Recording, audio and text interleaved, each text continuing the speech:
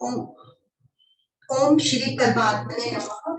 अथ चतुर्थोऽध्यायः। श्री भगवानुवाच इमं विवस्वते योगं प्रोक्तवानहमव्ययम्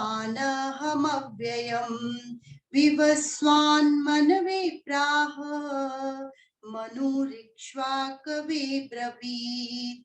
भगवान कृष्ण ने कहा, मैंने इस अमर योग विद्या का उपदेश सूर्यदेव विवस्वान को दिया और विवस्वान ने मनुष्यों के पिता मनु को उपदेश दिया और मनु ने इसका उपदेश इक्ष्वाकु को दिया। तो भगवान जी अर्जुन को कहते हैं कि हे अर्जुन, इमं विवस्वे योगम प्रोक्तवाहन हम व्ययम। यहाँ पे ये जो प्रोक्त वाहनम हम ये व्ययम है, इसका 3 वर्ड है, प्रोक्तवान, अहम, व्ययम। तो कि मैंने ही इस योग को जो विवस्वान है उसे दिया। विवस्वान जो है वो सूर्यदेव को कहा गया है। और कहा कि जो ये योग था ये सबसे पहले मैंने सूर्यदेव को कहा, और ये सृष्टि के प्रारंभ होने से पहले ही, यानी जब सृष्टि शुरू होती है तभी मैंने यह योग यानी ये कर्म और ज्ञान योग मैंने सृष्टि के प्रारंभ में ही सूर्य को दिया। अव्यय का मतलब कि जो कभी खर्च ना होता हो, यानी जो कभी खत्म ना होता हो, यानी नित्य सदा रहने वाला। ये जो ज्ञान है, कर्म और ज्ञान संबंधी ज्ञान, ये कभी खत्म नहीं होता। ये भगवान ने शुरू में ही सूर्य देव को दिया, जिससे वो फिर अलग अलग लोगों से जाता हुआ पूरे संसार में फैला। और जो ये ज्ञान है, वेद ही इसका मूल है। क्योंकि जैसे मैंने अभी बताया था कि वेदों का जो 3 पार्ट है, 3rd 4th पार्ट कहा जाता है कि वो कर्मकांड है, और जो लास्ट पार्ट है उसे ज्ञान कांड कहा जाता है, जिसमें उपनिषद आते हैं।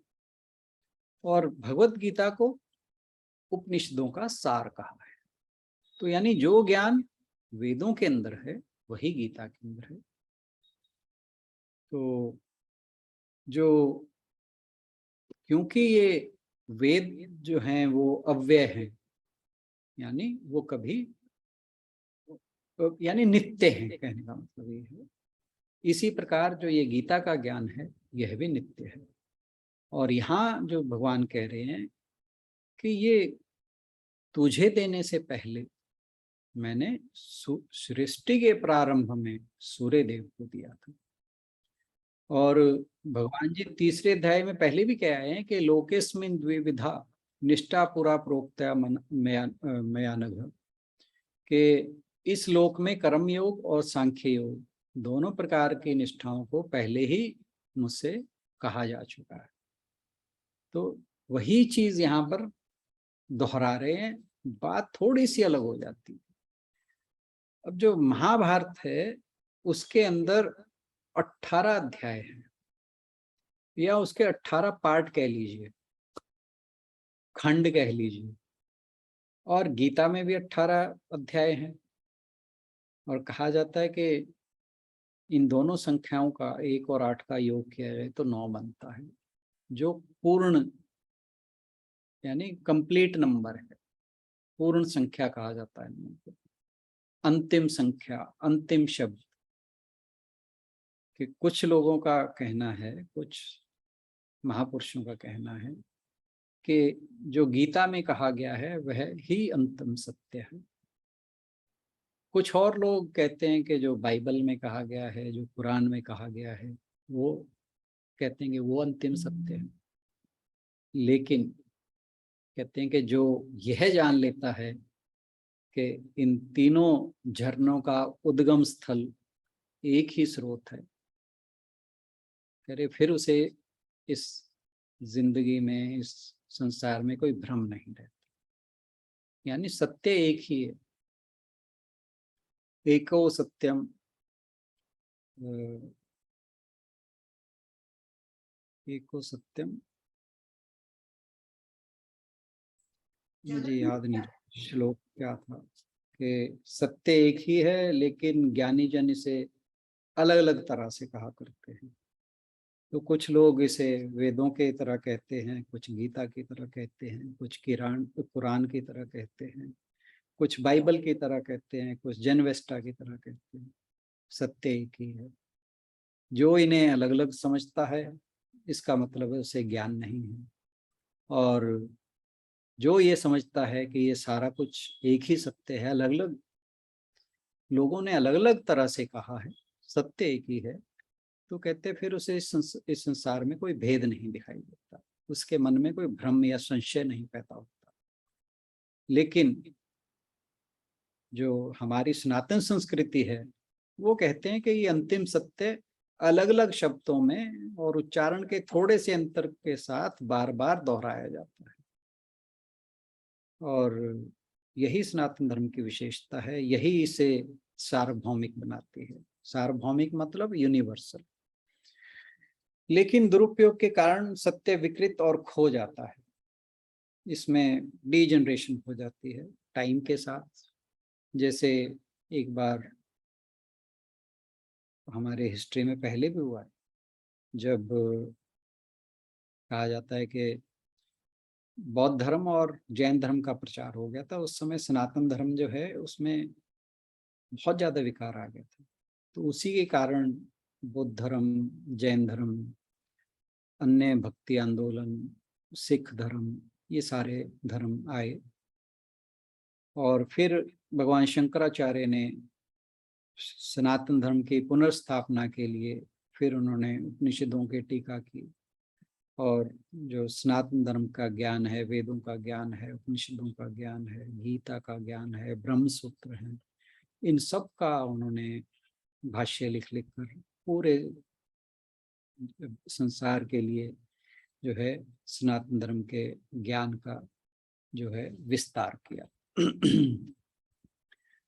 और जो हमारी सामान्य बुद्धि है इस सत्य को, इस शाश्वत सत्य को समझने में असमर्थ है, और इस सत्य को केवल आध्यात्मिक अनुभव के द्वारा समझा जाता है।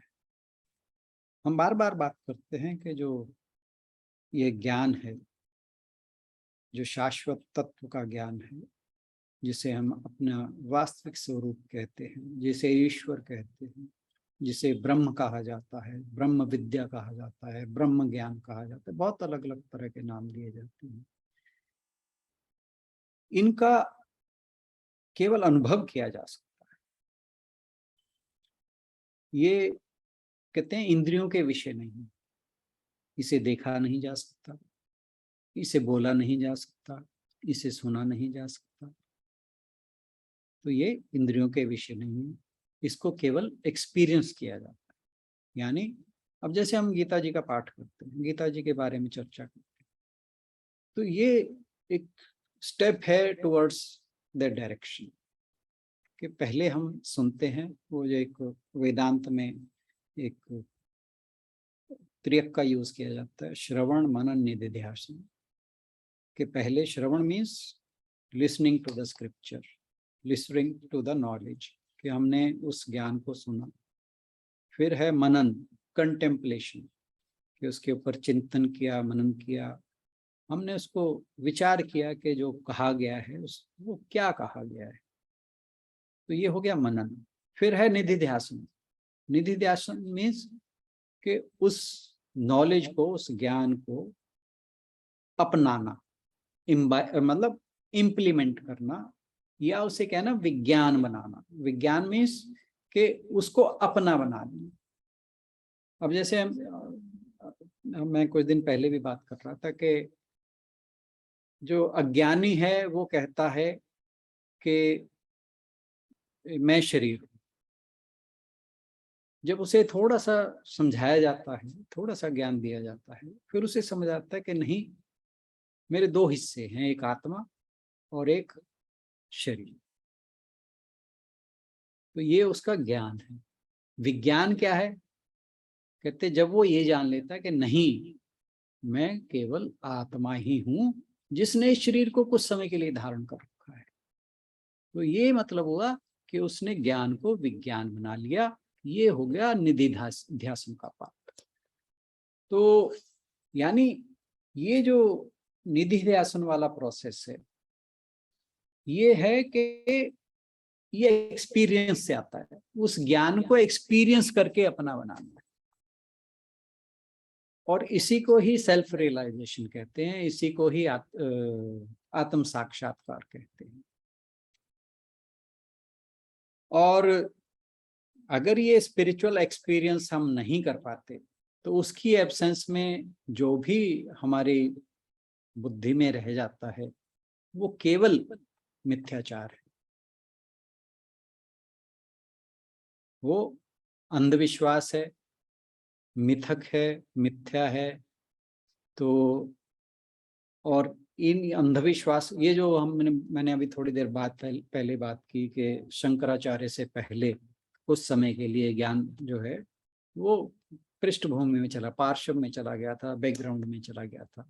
उसका मतलब यही था कि उस टाइम पे मिथक के मतलब मिथक मतलब झूठी बातें और अंधविश्वास वो बहुत ज्यादा फैल गए थे। तो जब स्पिरिचुअल एक्सपीरियंस नहीं होता तो बुद्धि के अंदर इस तरह की बातें ज्यादा फैल जाती और जो ज्ञान है वो पूरी तरह से ढक जाता है। और इसी ज्ञान को भगवान श्री कृष्ण अर्जुन के माध्यम से दोबारा गीता में फिर स्थापित या पुनर्जीवित करते हैं। तो भगवान कहते हैं कि विवस्वान को मैंने ये उपदेश दिया। जो इसका कारण है वो ये है कि जो विवस्वान है, सूर्य देव हैं, वो हमारे जो सूर्य मंडल है उसके अभिमानी देव कहा जाता है। क्योंकि जो इसलिए दिया भगवान ने उसे ज्ञान, क्योंकि सूर्य पूरी पृथ्वी को प्रकाशित करते हैं, पूरे ब्रह्मांड को प्रकाशित करते हैं। कि जब सूर्य को ये ज्ञान दिया जाएगा तो उसके द्वारा ये सब जगह फैलेगा। और विवस्वान ने अपने पुत्र वैवस्व मनु को दिया। ये वैवस्व मनु क्या है?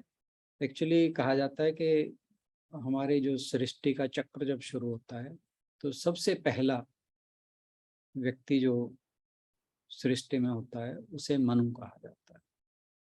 और मनु 14 तरह के, जो इस समय सृष्टि चक्र चल रहा है उसमें जो मनु है उसका नाम है वैवस्व मनु। आपने सुना होगा जब घर में पूजा पाठ होती है, वैवस्व मन मंत्रे, ये मंत्र यहाँ से शुरू, जब भी संकल्प लेते हैं वैवस्व मंत्रे मनमंत्रे, वहां से शुरू होता है। भारत खंडे शुक्ल पक्षे, ये फला फला फला, मुझे पूरा तो नहीं याद पर शुरुआत करता है थोड़ी सी। तो फिर कहा कि जो मनु था उसने इस योग को संसार में फैलाने के लिए अपने पुत्र इक्ष्वाकु को, इक्ष्वाकु कौन थे? जिस सूर्य वंश में भगवान राम पैदा हुए तो उसके पूर्वज थे, भगवान राम के पूर्वज थे इक्ष्वाकु, उन्हें दिया। और इस तरह फिर ये जो योग विद्या थी, योग का ज्ञान था, ये सारे संसार में फैलता चला गया। तो जो सूर्य भगवान हैं उनको ये कहा जा सकता है कि वो इस कर्म योग के और ज्ञान योग के सबसे पहले स्टूडेंट थे। और वो अधिकारी भी थे। क्यों? क्योंकि वो पूरे निस्वार्थ भाव से पूरे संसार को प्रकाशित करते हैं, और ऐसा करते हुए ना तो वो कभी थकते हैं और ना ही कभी भेद करते हैं।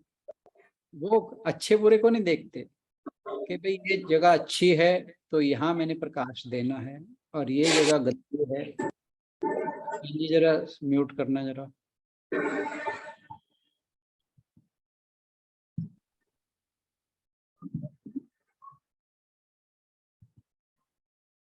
आशु बहन, ओके।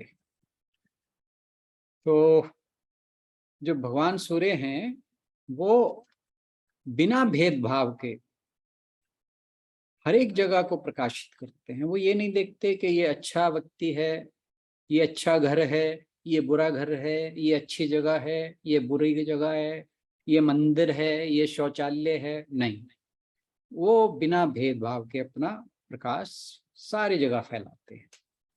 फिर उनमें जहां वो प्रकाश फैलाते हैं उसकी वजह से, अच्छी जगह फैलाने से उनको कोई पुण्य नहीं मिलता, बुरी जगह प्रकाश फैलाने से उनको फिर पाप नहीं लगता। तो यानी कहने का मतलब ये है कि इससे उनके अंदर कोई विकार पैदा नहीं होता। तो इसलिए वो सबसे पहले ज्ञान के अधिकारी हैं। फिर अपना कर्म लगातार करते हैं, दिन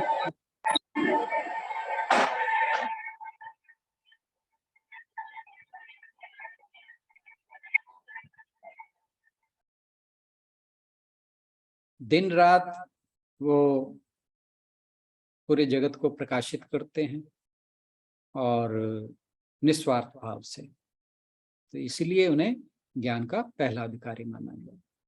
फिर सूर्य ने ये ज्ञान मनु को दिया।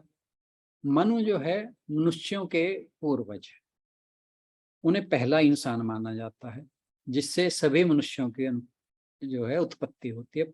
सारे मनुष्य वहीं से आए, मनु से। मनु शब्द की वजह से ही मनुष्य या मानव, ह्यूमन बीइंग्स को मनुष्य या मानव उनकी वजह से ही कहा जाता है। श्वेताश्वतर उपनिषद में कहा गया कि परमात्मा ने सृष्टि की आदि में ब्रह्मा जी को उत्पन्न किया और उन ब्रह्मा जी के लिए ही वेदों को दिया। और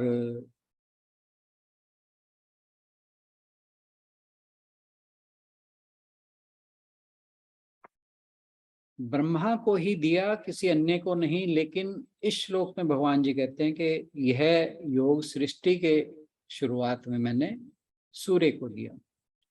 तो ऐसा भगवान के जो वचन है उनमें ऐसा विरोध क्यों है? तो कहा कि जो वेद हैं उनके अंदर अनेक तरह की विद्याओं और विधाओं का भंडार है। उसमें कर्म है, उपासना है, ज्ञान है, विज्ञान है, युद्ध है, गान है, गणित है, आर्किटेक्चर है, बहुत कुछ है। और क्योंकि सृष्टि की रचना करनी थी ब्रह्मा जी ने, तो उन्हें हर तरह का ज्ञान दिया। और ब्रह्मा जी से नारद को, और फिर उनके पुत्र हैं सनकादि, उन्हें दिया। तो इस तरह से फिर बाकी ब्रह्म ऋषियों को देते हुए पूरे संसार में फैल गए। और लेकिन जो इस वेदों का ज्ञान था उसमें जो कर्म योग था और ज्ञान योग था, मेन जो ऑब्जेक्टिव था, लक्ष्य था, वो था संसार में उस ज्ञान के प्रचारित करना। तो वहां पर जो ब्रह्मा जी को दिया वहां पर लक्ष्य कुछ और था और यहाँ पर लक्ष्य कुछ और था। तो प्रसारित वो ज्ञान भी हुआ, प्रसारित ये ज्ञान भी हुआ। तो इसको, इसमें कोई विरोधाभास नहीं समझना चाहिए। और कहते हैं कि इन राजाओं को क्यों दिया? तो राजाओं को इसलिए दिया कि राजा जो हैं वो अपनी प्रजाओं पर शासन करते हैं। अगर राजाओं का आचरण अच्छा होगा, वो नीचे अपने आप परकोलेट डाउन होगा, यानी उनसे वो नीचे की ओर जो प्रजाएं हैं उनको एक राजाओं को अपना आदर्श मानते हुए जो वो कर्म करते हैं, जिस प्रकार का वो आचरण करते हैं, उसी प्रकार का आचरण प्रजाएं करेंगी, इसलिए उनको दिया। और जो ब्रह्मादि महर्षि थे उन्हें इसलिए दिया ताकि जो प्रचार प्रसार का काम है महर्षियों ब्रह्मज्ञानियों के द्वारा, वो पूरे जगत में फैले। तो यानी उद्देश्य यही था कि सारे संसार में इस ज्ञान का फैलाव हो। और एक चीज और, अब ये श्लोक हमने पूरा डिस्कस कर लिया। इसमें एक चीज आप ध्यान दीजिए कि सबसे पहले ये ज्ञान सूर्य को दिया गया, ब्रह्मा जी को दिया गया, मनु को दिया गया, इक्ष्वाकु को दिया गया, ऋषियों को दिया गया। इनमें जितने भी लोग हैं, ज्यादातर लोग गृहस्थ हैं। ज्यादातर क्या, मेजॉरिटी गृहस्थ है, क्योंकि उस टाइम पे जो ब्रह्म ऋषि हुआ करते वो भी सारे गृहस्थी हुआ करते थे, हर एक के अपने अपने आश्रम थे, तो ये सभी गृहस्थ थे। तो इसका मतलब ये है कि ज्ञान के ऊपर सन्यासियों का या जिन्होंने संसार का त्याग किया है, ब्रह्मचारियों का, इनका कोई एकाधिकार नहीं है। हम सब भी वैसे ही अधिकारी हैं इस ज्ञान को प्राप्त करने के। तो आवश्यकता क्या है कि अपनी संकल्प शक्ति जागृत करने के, कि नहीं, हमें इस ज्ञान को प्राप्त कर मोक्ष को प्राप्त करना है। आज के लिए इतना ही। बहुत बहुत धन्यवाद।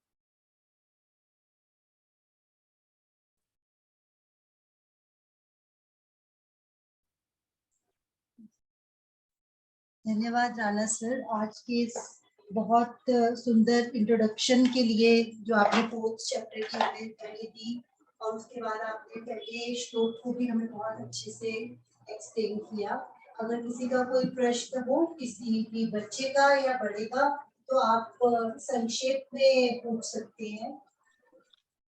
संक्षेप से एक चीज रह गई यहाँ पे। एक चीज वो ये कि देखिए, ये पार्ट में मिस कर गया, मैंने नोट भी नहीं किया ये पार्ट, एकदम से ध्यान आया मुझे कि अब भगवान जी यहाँ पर अर्जुन से कह रहे हैं कि सृष्टि के शुरुआत में मैंने ये ज्ञान सूर्य को दिया। सृष्टि की शुरुआत कहाँ होती है, कौन करता है? सृष्टि की शुरुआत भगवान स्वयं करते हैं, परमात्मा या ईश्वर स्वयं करते हैं। तो अर्जुन को भगवान जी यहाँ पर एक इशारे में समझा रहे हैं कि जिसे तू अपना मित्र, सखा, बचपन का साथी समझे बैठा है, वो कोई और है। यानी यहाँ पर अभी तक भगवान जी अर्जुन के गुरु कह लीजिए, मित्र कह लीजिए, बाल सखा कह लीजिए, उस लेवल पर अर्जुन से बात कर रहे थे। इस श्लोक में आते ही भगवान जी एक अलग लेवल पर चले जाते हैं। वो अब एक अवतार के रूप में बात कर रहे हैं। वो अब कृष्ण जो शरीर धारण किए हुए हैं, वे उसके रूप में नहीं बात कर रहे, वो परमात्मा के रूप में बात कर रहे हैं, ईश्वर के रूप में बात कर रहे हैं। ये जानने वाली बात है। यानी एक अवतार जो है, अब अर्जुन को बता रहा है कि ये जो ज्ञान था, मैं तुझे अभी दूसरे और तीसरे अध्याय में दिया, ये तुझे पहली बार नहीं दिया। ये मैंने जब सृष्टि, क्योंकि सृष्टि का चक्र अनादिकाल से चला आ रहा है, ये बनती है, फिर प्रलय के बाद खत्म हो जाती है, फिर सृष्टि का चक्र शुरू होता है, न जाने कब से चलता। तो कहते हैं कि मैंने जब ये सृष्टि की शुरुआत हुई, उस समय सबसे पहले ज्ञान सूर्य को दिया था। तो एक अर्जुन के लिए इशारा है, हम सब के लिए इशारा है कि यहाँ पर अब श्री कृष्ण नहीं, परमात्मा स्वयं बोल रहे हैं, और एक अवतार के रूप में बोल रहे हैं। और अवतार के बारे में एक चीज है कि जो भगवान जब शरीर धारण करते हैं, तो हम अक्सर सोचते हैं कि ये हमारे जैसे, अक्सर ये भ्रम होता है, अक्सर ये इस तरह की बातें भी होती हैं। श्री कृष्ण के ऊपर बहुत तरह के आरोप भी लगते हैं, भगवान राम के ऊपर भी बहुत तरह के आरोप लगते हैं, तो कि उन्होंने इस तरह के काम किए, उन्होंने इस तरह के काम किए। अब मनुष्य और अवतार में फर्क क्या है? हमारा जो जन्म होता है वो हमारी मर्जी से नहीं होता, ये हमेशा याद रखें। हम शरीर जो धारण करते हैं वो हमारे वश में नहीं है। हमारे शरीर धारण करने का कारण हमारे पूर्व जन्मों के कर्म है। जबकि जब ईश्वर अवतार लेते हैं वो अपनी मर्जी से अवतार लेते हैं। वो कोई पूर्व जन्मों के कर्मों के कारण नहीं शरीर धारण करते, वो अपनी खुशी से शरीर धारण करते हैं। वो संसार के अंदर आध्यात्मिक भावना उत्पन्न करने के लिए आते हैं। वो संसार को एक संदेश देने के लिए आते हैं। वो संसार में अभी आएगा, धर्म की स्थापना करने के लिए आते हैं। यहाँ धर्म का संबंध हिंदू मुस्लिम सिख ईसाई से नहीं लेना चाहिए। तो यहाँ पर वो आध्यात्मिक धर्म को यहाँ अध्यात्म से आप समझ सकते हैं, स्पिरिचुअलिज्म से समझ सकते हैं। तो यानी वो स्पिरिचुअलिटी की स्थापना करने के लिए आते हैं कि लोगों का जो जीवन है वो भक्तिमय हो, मॉरल वैल्यूज एथिकल हो, मॉरल हो, वो इन बातों के लिए आते हैं। जब समाज में डीजनरेशन बहुत ज्यादा हो जाती है तब प्रभु अवतार लेते हैं, और उनका जो अवतार लेने का कारण होता है वो उनकी मर्जी होती है। इसके ऊपर भी चलो मैं एक छोटी सी कहानी सुना देता हूँ। कहते हैं कि एक बार भगवान विष्णु जी अपनी शेष शैया पर आराम कर रहे थे। तो कहते हैं कि बाहर द्वार पे द्वारपाल जय विजय बैठे होते हैं, और जब जय विजय बैठे होते हैं तो लक्ष्मी माता अंदर आती हैं। द्वारपाल माता को रोक देते हैं, कहते हैं कि भगवान आराम कर रहे हैं, आप नहीं जा सकते। माता लक्ष्मी बहुत नाराज होती हैं, वो उन्हें तुरंत शाप दे देती हैं, क्रोध हो जा ना उन पे क्रोधित हो जाती हैं, और वो कहते तुम होते कौन हो, मेरे को भगवान के पास जाने से रोकते हो। तो वो बहुत नाराज होकर उन्हें लताड़ती हैं, तो वो और उन्हें एक तरफ धकेलते हुए अंदर चले जाते हैं और जाकर भगवान से उनकी शिकायत करती हैं कि इन्होंने आज गलत व्यवहार किया है। और जैसे आम घरों में होता है, जब पत्नी का ये पति को जाके कि ये नौकर जो है ये गड़बड़ कर रहा था, इसे बाहर निकाल लो, ऐसे ही माता जी भी विष्णु जी से कहती हैं कि ये बाहर निकाल लो इन्हें दोनों द्वारपालों को। अब जैसा हर पति करता है कि हाँ थोड़ा देर वेट करो, करते हैं इसका इलाज कुछ। तो जी भगवान जी माया रचते हैं, वो कहते हैं तो वेट कर, मैं अभी तुरंत नहीं करते, थोड़ा सा विचार कर, ठंडे हो जाओ अभी करते हैं। तो कहते हैं कि वो माया उत्पन्न करते हैं, और जो चारों सनत कुमार आदि हैं उन्हें अपने दर्शन के लिए उनके अंदर जिज्ञासा पैदा करते हैं। वो चारों ऋषि, वो चारों जो हैं वो उनको आशीर्वाद है कि वो सारी उम्र 4-5 वर्ष के ही रहते हैं, नग्न अवस्था में घूमते हैं, कहीं भी आ जा सकते हैं, कहीं भी आने जाने में उन्हें रोक टोक नहीं है। तो वो वैकुंठ पहुंच जाते हैं, और जय विजय फिर बैठे हैं वहीं पे, और जय विजय उनका रास्ता रोकते हैं। जब उनका रास्ता रोकते हैं तो उस जो सनत कुमार आदि हैं वो चारों भाई उनको शाप देते हैं कि तुम जाकर पृथ्वी पर 3 जन्मों के लिए मनुष्य होकर रहो और राक्षस कुल में तुम्हारा जन्म हो। तो पहले तो ये रावण कुंभकर्ण के रूप में जन्म होता है उनका, फिर हिरण्याक्ष और हिरण्याक्ष के रूप में जन्म होता है, फिर जरासंध और क्या था ये,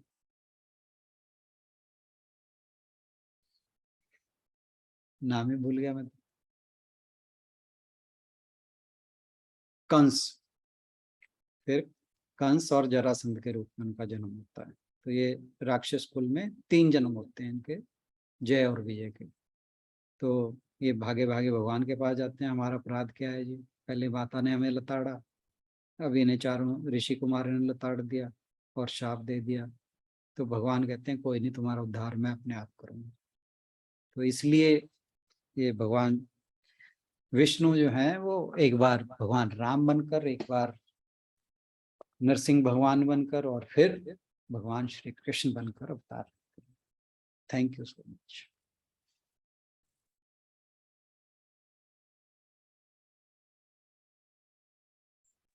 थैंक यू राणा जी, बहुत अच्छा बताया आपने। Thank you. बहुत ही बढ़िया। पता नहीं कितनी स्टडी करते हो आप हमारे लिए। Thank you very much. नहीं, अपने लिए करता हूँ, ये स्वार्थी आदमी हूँ, गलत फहमी में ना रहा करो। चलो, हमारा उद्धार हो जाता है। बहुत अच्छा बताया, बहुत अच्छा। Thank you. Any other question, बच्चों? बच्चों, how did you like it? बहुत अच्छा जी। बहुत अच्छा। Okay okay okay. सर बहुत अच्छा लगा। तुम्हें समझ आ रहा था? बहुत अच्छा लगा। Thank you. यस नहीं, सर। मैं कहीं कुछ ऐसा तो नहीं लगा कि जो तुम ग्रेस्प ना कर पाए हो? बहुत सर, जो अच्छे। आपने था ना पहले पहले कि संजय धृतराष्ट्र को कहा, तो इसमें संजय और धृतराष्ट्र कौन है? जब श्री भगवान जी ने सब कुछ रोक ही दिया था तब। मैं समझ नहीं पाया बेटे, जरा अपना क्वेश्चन ठीक से बताओ मुझे। आपने पहले बोला था ना कि संजय ने हाँ, हाँ, हाँ। धृतराष्ट्र कहा। हाँ हाँ हाँ हाँ। इसमें संजय और धृतराष्ट्र कौन है? ओके, तो ऐसा है कि जब महाभारत शुरू होती है ना, धृतराष्ट्र, कौरव पांडव पता है तुम्हें कौन है? Yes sir. ओके, जो कौरव हैं उनके पिता का नाम धृतराष्ट्र है। Got it? Yes sir. और संजय कौन है? अब जैसे भगवान श्री कृष्ण अर्जुन का रथ चला रहे हैं इस युद्ध में, ऐसे ही जो संजय है वो धृतराष्ट्र का सारथी है। उनका रथ चलाने का काम संजय किया करता था। अब हुआ क्या कि जो ये सुखदेव जी की कहानी मैंने सुनाई ना अभी, यस सर। इनके पिता थे वेद व्यास। वेद व्यास का भी इनके जो कौरव पांडव थे, इनके कुल से संबंध रहा है, और इन्हीं के कुल के ही हैं राधर। वो कहानी मैं फिर किसी दिन बता दूंगा। तो वेद व्यास जी से धृतराष्ट्र कहते हैं कि धृतराष्ट्र जो हैं वो अंधेरे थे, उन्हें दिखाई नहीं था देता। तो धृतराष्ट्र, वेद व्यास जी जो थे वो बहुत पहुंचे हुए ऋषि थे। तो धृतराष्ट्र जी उनसे आग्रह करते हैं कि क्योंकि मैं नेत्रहीन हूँ, मुझे आप कुछ ऐसा कीजिए कि जो वहां पर युद्ध में जो चल रहा होगा वो मुझे किसी तरह पता लगता रहे। तो जो वेद व्यास जी थे, इनके जो सारथी थे संजय, वो बड़े पवित्र आदमी थे। तो वेद व्यास जी ने उन्हें दिव्य चक्षु प्रदान किए। दिव्य चक्षु मीन्स डिवाइन आईज, कि वो ऐसी उन्हें आंखें दी, ऐसी दृष्टि दे दी कि वो कहीं का कहीं भी देख सकते। तो दिव्य दृष्टि कहा जाता है इसे। जैसे आप समझ लो कि हम टीवी में कहीं भी कुछ भी हो रहा हो वो देखते हैं ना, तो ऐसे ही जो कुछ भी युद्ध में चल रहा था वहां महाभारत के युद्ध में, वो संजय को दिखाई दे रहा था और वो दुर्योधन को धृतराष्ट्र को सुना रहे थे। तो ये इस तरह की बात थी। क्लियर हुआ? Yes sir. ओके। और भी किसी? हाँ जी अंशदीप। तो मेरा छोटा सा क्वेश्चन है सर। जैसे वो क्या बोलते हैं, प्रहलाद के पिताजी को नरसिंह बनकर भगवान जी ने मारा था सर। तो उन्होंने उससे पूछा था कि तेरे को उन्होंने क्या वरदान दिया है ब्रह्मा भ्राता ने। तो उन्होंने एक बात बोली थी कि ना मैं आसमान में मरूं और ना मैं जमीन पे मरूं। तो वो बोलना था, तो वो बोलते हैं कि उन्होंने उसको अपनी मतलब गोद में रख के मारा था। सर सच में उनको गोद गोद में रख के मारा था उसको? गोद में मतलब अपने जांग पे रख के मारा था, थाइस पे रख के। उसने जो वरदान दिया था वो ये था कि ना तो मैं आदमी से मरूं, ना किसी जानवर से मरूं, ना मैं दिन में मरूं, ना रात में मरूं, ना मैं अंदर मरूं, ना बाहर मरूं। वो उसने मतलब इस तरह से अपने आप को कोशिश की थी कि सारी कंडीशंस वो अप्लाई कर दी कि जहाँ उसको मारने की संभावनाएं 0 हो जाएं। उसने इस हिसाब से वरदान मांगा था। पहले तो उसने कहा था कि मुझे अमरत्व का वरदान दो कि मेरी मृत्यु कभी कभी ना हो। तो फिर ब्रह्मा जी ने कहा कि ये वरदान तो मैं नहीं दे सकता, तो इसको थोड़ा सा संशोधन कर ले, थोड़ा सा इसको मॉडिफाई कर ले। फिर उसने ये कहा कि मैं कभी ना दिन में मरूं, ना रात में मरूं, ना धरती पे मरूं, ना आकाश में मरूं, ना अंदर मरूं, ना बाहर मरूं। उसने जो जो पॉसिबिलिटीज थी मरने की वो सारी मांग ली। तो फिर भगवान जी ने इसलिए नरसिंह अवतार लिया, जिसमें आधे वो पशु थे सिंह के और आधे मनुष्य थे। तो ना मनुष्य थे ना पशु थे। फिर उन्होंने धरती आकाश में की बजाय उसे अपनी जांग पे रख के मारा। फिर उसने कहा ना मैं अस्त्र शस्त्र से मरूं। फिर भगवान जी ने क्या था कि वो जो जैसे शेर के नख होते हैं, तो नख से उसको फाड़ा था, नाखूनों से।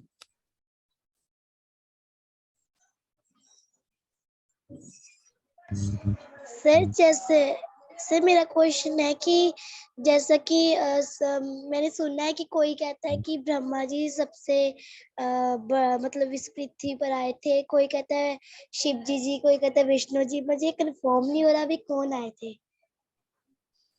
बेटे ये बड़ा उलझा हुआ क्वेश्चन है।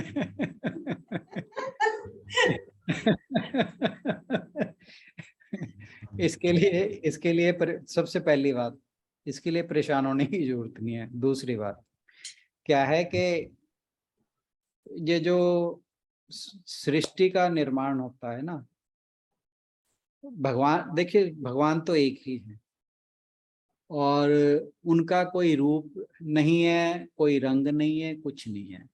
उन्हें निराकार कहा जाता है। अब जब वो सृष्टि की रचना होती है तो सृष्टि की रचना के लिए, क्रिएशन के लिए उन्होंने ब्रह्मा जी का रूप लिया, ठीक है, ताकि इस जगत को क्रिएट कर सके। यहाँ पे पेड़ पौधे, पशु पक्षी, मनुष्य, बिल्डिंग, या जो कुछ भी है, जो भी क्रिएशन हमें दिखाई देते हैं, ये सब काम ब्रह्मा जी का है। फिर इसको सस्टेन करने के लिए, इसका पालन करने के लिए विष्णु जी का रूप लिया। और जब सृष्टि को खत्म किया जाता है, हम सृष्टि चक्र की बात कर रहे थे ना अभी थोड़ी देर पहले, कि जब सृष्टि चक्र समाप्त होता है, मतलब ये सृष्टि बनती है फिर समाप्त हो जाती है, फिर बनती है फिर समाप्त हो जाती है। तो जब बन के समाप्त होती है तो उसे कहता है एक साइकिल, इसे सृष्टि चक्र कहा जाता है। और ये पता नहीं कितने सृष्टि चक्र हो चुके हैं अभी तक, उसका किसी को नहीं पता। तो जो सृष्टि चक्र का संहार करने का काम है, इसको खत्म करने का काम है, वो भगवान शिव में है, ठीक है। तो ये ईश्वर ने अपनी शक्तियां अलग अलग लोगों को अलग अलग तरीके से दे रखी है। Got it?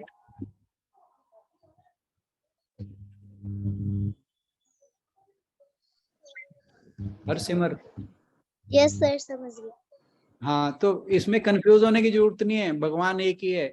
उसे आप किसी भी रूप में मान लो, उसे आप भगवान शंकर मान लो वो भी ठीक है, उसे विष्णु मान लो वो भी ठीक है, राम मान लो, दुर्गा मान लो, सरस्वती मान लो, गुरु नानक मान लो, जीसस मान लो, मोहम्मद मान लो, कुछ मान लो, वो सब कुछ एक ही है। मतलब सर आपके कहने का मतलब ये है कि भगवान अलग अलग रूप में आते हैं, भगवान एक ही है। भगवान एक ही है और वो जैसा हम चाहते हैं वैसे रूप धारण कर लेते हैं। Okay sir. आप एक चीज देखिए, आप जब भगवान को विजुअलाइज करते हैं किस तरह से करते हैं? आप भगवान को कैसे मानते हो?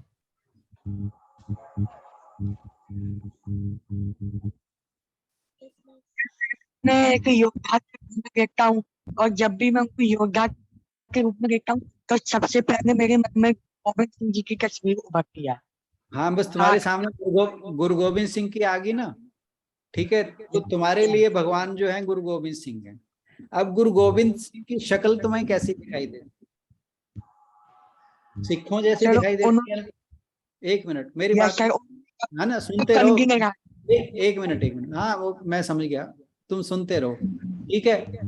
तुम्हें वो चाइनीज जैसे क्यों नहीं दिखते?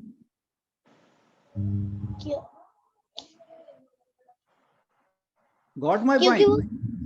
क्योंकि सर वो सिख है इसलिए। हाँ, क्योंकि हम भगवान को जिस रूप में देखते हैं ना, वो हमें उसी रूप में दिखाई देते हैं।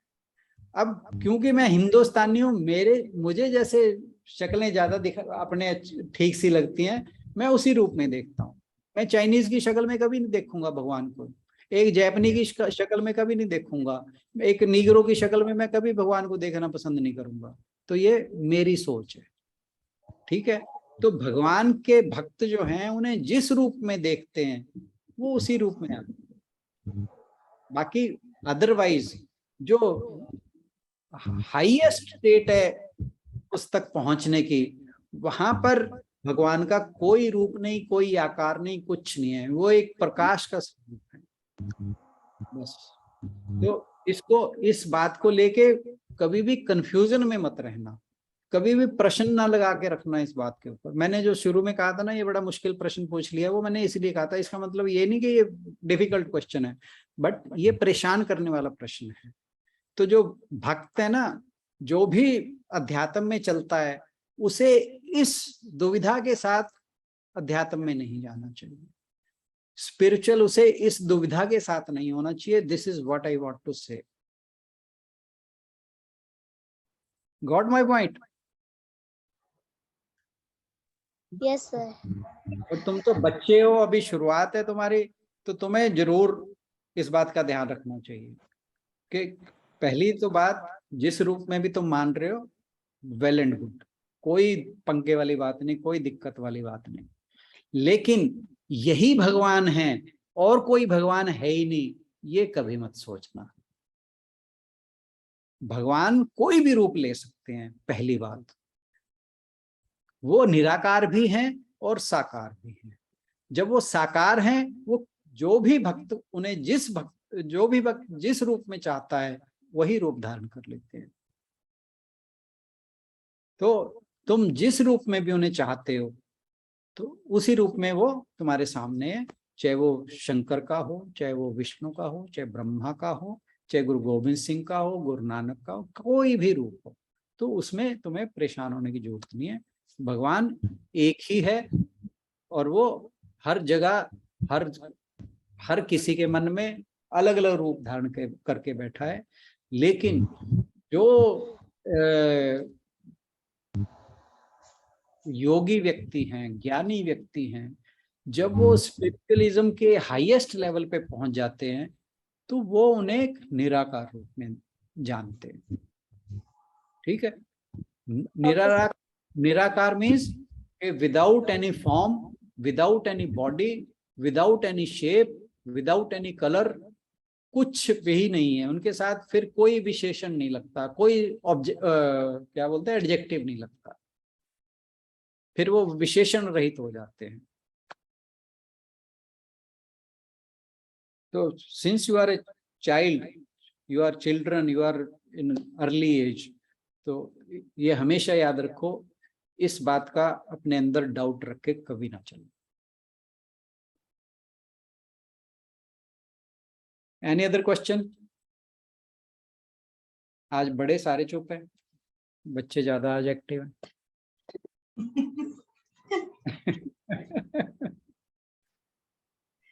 बच्चे ही बड़ों वाले क्वेश्चंस पूछ रहे हैं सर, अभी बच्चे उसे बड़े उसे एंजॉय कर रहे हैं।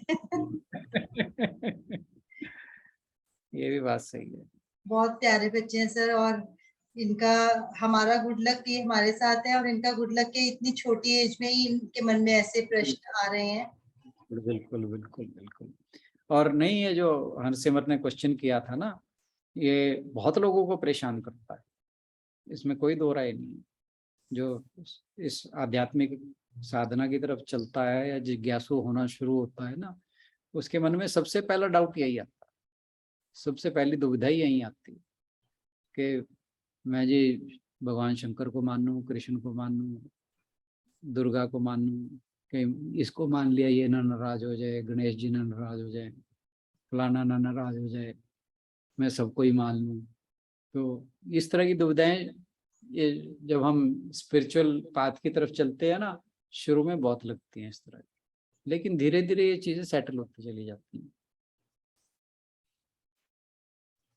चलिए इसी के साथ समापन की ओर बढ़ते हैं। अगर और भी किसी के कोई मन में प्रश्न हो तो कल हम सेशन के शुरुआत में ले सकते हैं, अपने पास लिख के रख सकते हैं या पोस्ट कर सकते हैं ग्रुप्स के अंदर। हाँ, आप चाहे ग्रुप पे बोलकर चाहे लिखकर कैसे भी आप पोस्ट कर सकते हैं अपने प्रश्न को, उसमें भी बिल्कुल बिल्कुल वो ज्यादा अच्छा रहेगा। मैम हाँ जी, मैम मैम मुझे शाइनिंग स्टार पे ये पहला सिंगल भेज देना, इसका तो क्या रहेगा? हाँ बेटा मैं डाल देती हूँ अभी। ओम पूर्णमदः पूर्णमिदं पूर्णात् पूर्णमुदच्यते पूर्णस्य पूर्णमादाय पूर्णमेवावशिष्यते। ओम शांति शांति शांति। हरि ओम। सभी को बहुत बहुत प्रणाम और जुड़ने के लिए इस चर्चा में बहुत बहुत धन्यवाद। And God bless you all बच्चों, थैंक यू सो मच। सभी की ओर से राणा सर का बहुत बहुत धन्यवाद। कल मिलते हैं भगवत गीता के अगले सेशन में, और बच्चों का ये प्रयास रहेगा कि साथ साथ वो एक श्लोक को याद भी करना चाहते हैं, इसीलिए अंशदीप ने बोला कि मुझे रिकॉर्डिंग भेज देना इस श्लोक की। तो बड़े भी अगर चाहें तो उस श्लोक को गुनगुनाएं बाद में और उसकी व्याख्या को साथ साथ ध्यान में लाने का प्रयास करें। धन्यवाद आप सभी का, कल मिलते हैं।